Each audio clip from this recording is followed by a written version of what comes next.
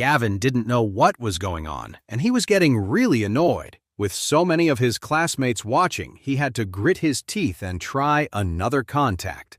Gavin made another call, this time to the head of the local police precinct. This guy also had a good relationship with his dad. As soon as the phone connected, Gavin immediately said, "Director Monroe, it's me, Gavin. I've got a situation here in the development zone." With that, Gavin explained what was happening again. The person on the other end said awkwardly, "Gavin, those guys are with Blake, and Blake works for Orville Hudson. You'd be better off staying out of this."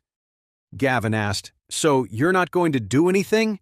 The other man said, "You should know Orville Hudson's reputation." Gavin was getting a little frantic. "Then can't you at least pull some strings and talk to them for me?" The other man chuckled. "I really can't help you there. Sorry."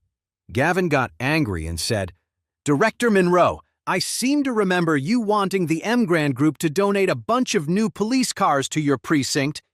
Don't you want them anymore?" The man on the other end didn't even bother arguing. He just said coldly, "Gavin, your dad has been fired from the Emgrand Group. Didn't you know?" "Fired? When did that happen?" Gavin blurted out. "Half an hour ago," the man said.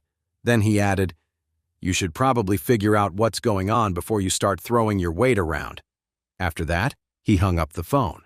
Scarface saw he was stunned and said with a sneer, "What's the matter?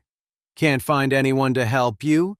Gavin was about to say something, but before he could, Scarface slapped him hard across the face. Gavin staggered backward, crashing into a table and chairs. The whole room gasped. Everyone's face went pale, but no one dared to step in and stop Scarface. "You dare hit me?" Gavin clutched his face, pure anger showing on his pale features. "What's wrong with hitting you?" Scarface smiled, then kicked Gavin in the stomach, sending him to the ground. He followed it up with a vicious beatdown. Gavin screamed as they beat him, but at this moment, no one could help him. After a little while, Gavin's face was beaten into a swollen mess covered in blood. It looked terrible. Terrified of the beating, Gavin started crying and begging. "Big brother, I was wrong. Please stop hitting me." "Wrong?" Scarface snorted coldly. "You think that's all it takes? You tried to act tough with me. If I don't put you in your place, how am I supposed to keep my reputation?" He then motioned to his guys. "Get him! Hit him hard!" The whole crew rushed forward, punching and kicking Gavin. One of them even started smashing him with a baseball bat. The scene was brutal. Seeing that Gavin was beaten half to death, Scarface walked over to Darren and threatened coldly, "Your friend tried to act tough with me. The original 20% is now 40%. If you don't agree, his fate is what awaits you too." Darren was terrified, but if he gave up 40% of his shares, he would just be working for this gang. He gathered his courage and said, "If you want 40%, then you might as well just kill me." Scarface frowned and said coldly, "Okay, then I'll be happy to grant your wish." After saying that, he pulled a gleaming, sharp knife from his pocket. Everyone was frightened, and the female classmates started to scream. Charlie saw that Scarface was about to go after Darren, and he immediately blurted out, "Put the knife down!" Scarface turned his head and cursed, "Who the hell thinks they can tell me what to do?" When he turned his head and saw Charlie, his eyes were confused at first, then filled with pure panic. He dropped to his knees with a thud. Before anyone could react, Scarface had already dropped the sharp knife. He started bowing repeatedly, pleading, "Mr. Charlie, sorry. I didn't know you were here. I didn't see you." Charlie was surprised for a moment. He looked at Scarface and said, "Do you know me?" Scarface nodded frantically. "Mr. Charlie, I work for Boss Blake."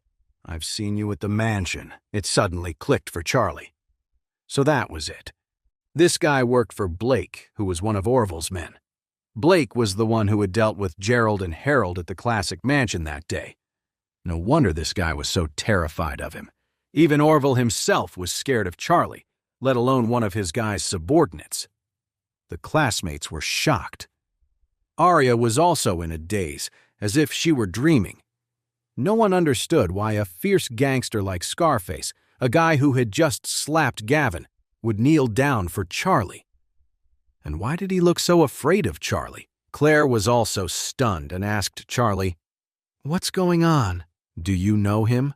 Charlie was afraid she would misunderstand and think he was involved with gangsters, so he quickly said, "I don't know him." When Scarface heard that, he quickly added, "I don't know Mr. Charlie, and Mr. Charlie doesn't know me. I've just heard his name and have a lot of respect for him." That worthless son-in-law? This guy was respecting Charlie? No one could accept this reality. It was completely surreal. Scarface quickly said to Darren, "You're Mr. Charlie's friend. From now on, your restaurant is under my protection, and I won't charge you any protection fee. If anything happens, I'll help you take care of it." When they heard this, everyone was stunned. Arya was so overjoyed she could have cried. The complete turnaround was just too much.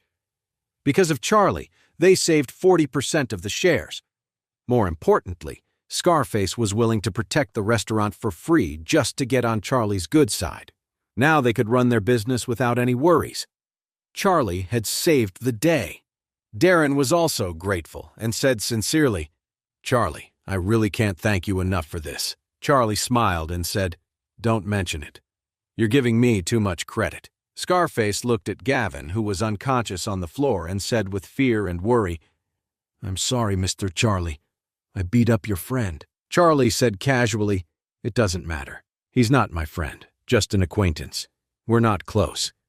Then he added, "You should take him to the hospital. Don't ruin the grand opening here." Scarface nodded immediately. "We'll take him to the hospital right away. Mr. Charlie, you carry on. We won't bother you anymore." After he said that, he quickly motioned to his guys. They picked up the unconscious Gavin and rushed off. Everyone's gaze on Charlie shifted from contempt to surprise, and from surprise to awe. No one knew why Charlie had so much influence. This live-in son-in-law seemed to have suddenly become a completely different person.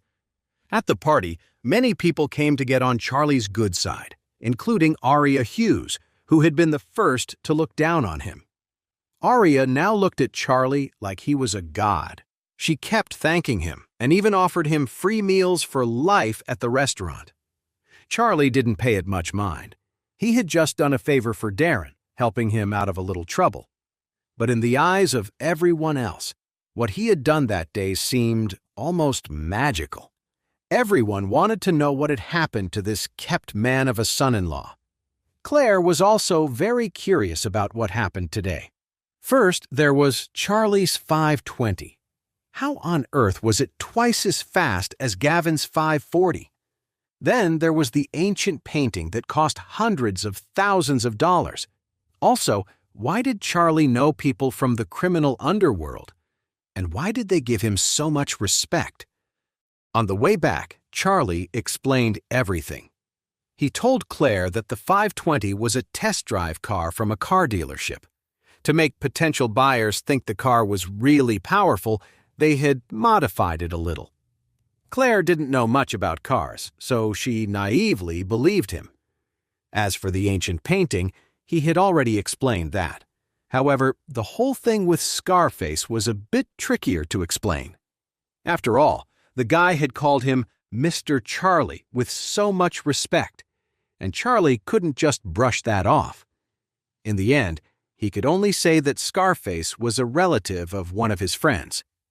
He explained that he'd seen him at a friend's party before, and the guy was just being respectful because of their mutual friend. Claire felt like something was off, but seeing how sure Charlie was, she knew it was useless to keep asking, so she dropped it. Elsa had been watching Charlie the whole time. She felt there was more to him than met the eye, so she decided to keep observing him to figure out what secrets he was hiding. Gavin, on the other hand, was in a miserable state. He was in a coma when they brought him to the hospital. His father had been fired from the M-Grand Group after being found guilty of using his position for personal gain. The M-Grand Group's legal department had sued him, and he was immediately arrested by the authorities. You could say Gavin's family was completely ruined. However, his family wasn't well known in Orus Hill, so nobody really cared about what happened to them. The people who really had everyone's attention were the god-tier tycoon and the mysterious VIP who had booked the entire Sky Garden. Everyone was dying to know who he was. Were the tycoon and the mysterious person one and the same? Soon, their wedding anniversary arrived. Because Charlie had told Claire a long time ago that he wanted to give her a surprise, he insisted that she put on a noble and elegant white evening dress before they left. Claire reluctantly agreed, mumbling to herself, "We're just going out to eat. Why do I have to get so dressed up?